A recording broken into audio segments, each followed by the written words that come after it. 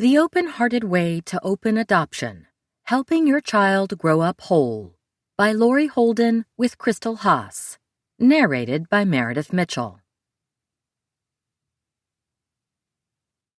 I've learned that whenever I decide something with an open heart, I usually make the right decision.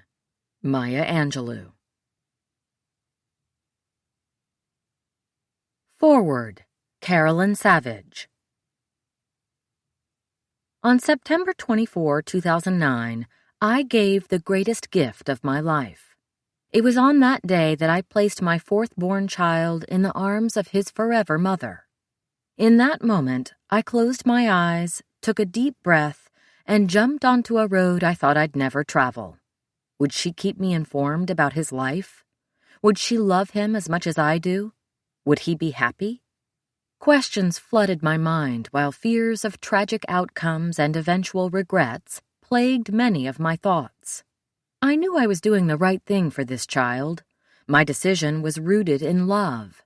But placing my baby in the care of another family for the rest of his life required a giant leap of faith.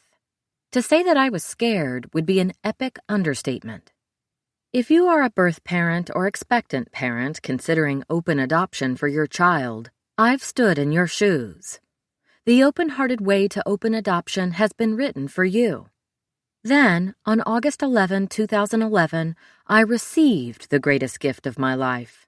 When our twin daughters were placed in my arms by their first mother, I embarked on another road I'd thought I'd never travel.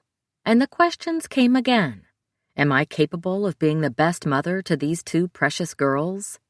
Could I bring my A-game to their lives and live up to the expectations of their first mother? How will I honor their first mother throughout their lives? I wanted them to know her and to understand their story. The day I left the hospital with my twin daughters, I was excited and intimidated. I needed to get this right for my girls and their first mother.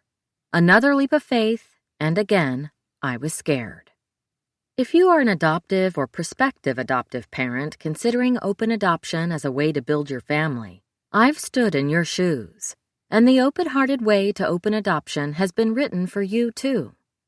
How does one woman find herself in both the shoes of a birth mother and a forever mother in one lifetime? My journey to parenthood has followed a very unique path.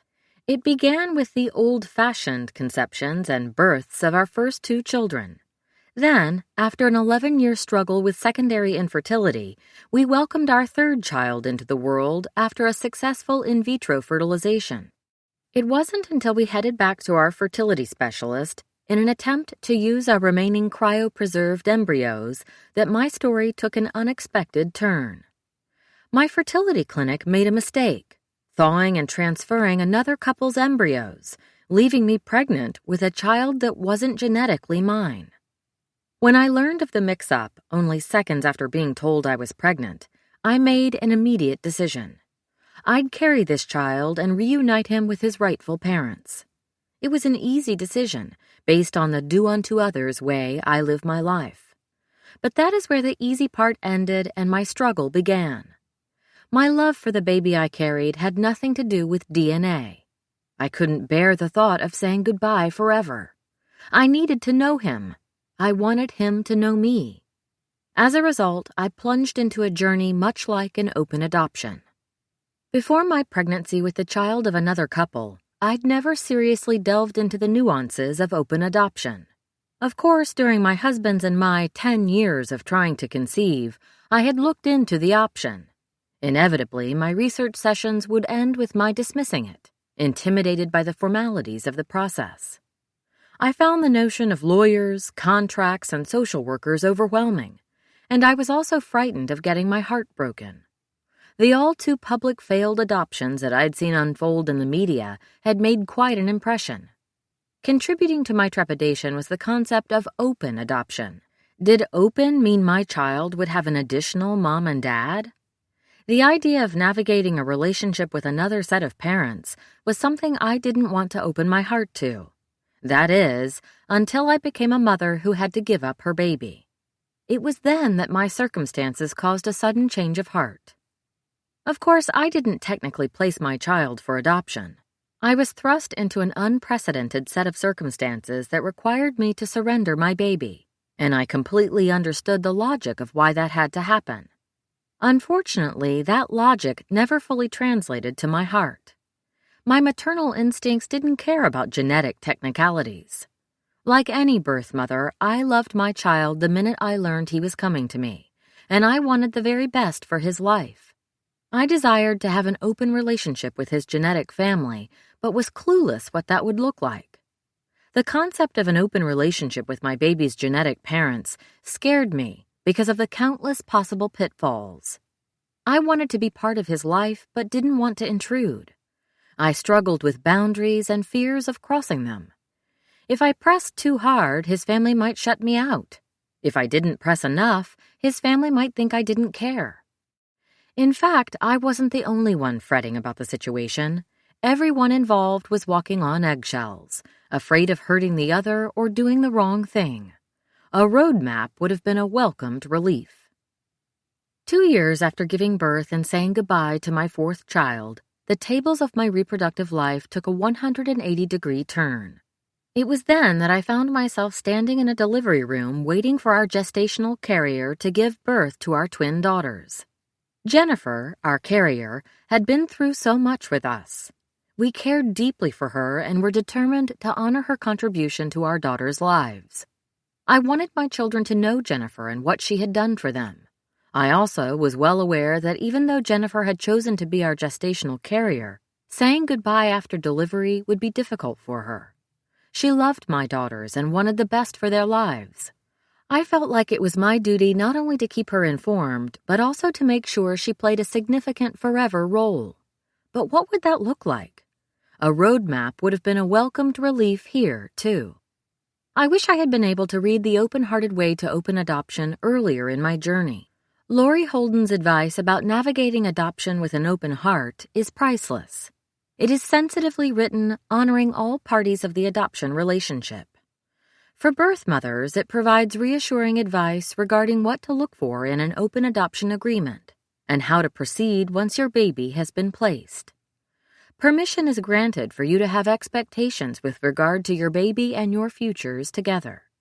More important, your sadness and sacrifice, as well as the gift of the chance to parenting that you are giving, are equally acknowledged. And for adoptive parents, Lori's book lifts the veil on a healthy open adoption relationship. Permission is granted for you to celebrate the birth of your baby or the welcoming of your child, and you'll receive powerful advice about the importance of communication before the match, while you're waiting for the birth, and throughout the life of your adoptive child. In this book, you'll find a realistic picture painted of open adoption. There are no promises of perfect journeys. Instead, roadmaps are provided for likely detours and potential obstacles.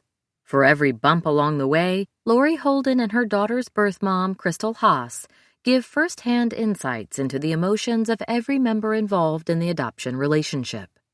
Most important, Lori and Crystal remind everyone that the goal of an open adoption should always be focused on the best interests of the child and on seeing through the child's eyes.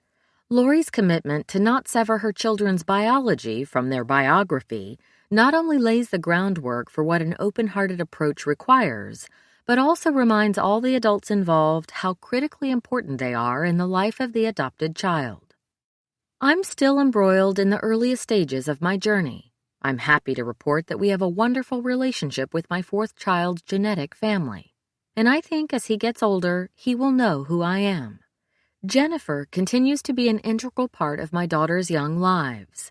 By no means has my journey been effortless, but reading The Open-Hearted Way to Open Adoption has provided me with a powerful tool to make it less complicated and more navigable.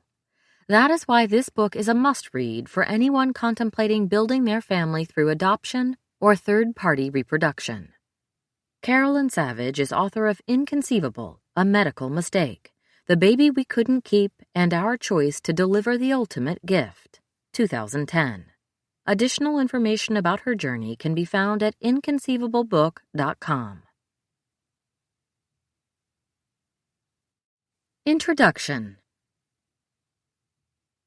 Fear is the watershed in adoption. We must come to terms with fear, bring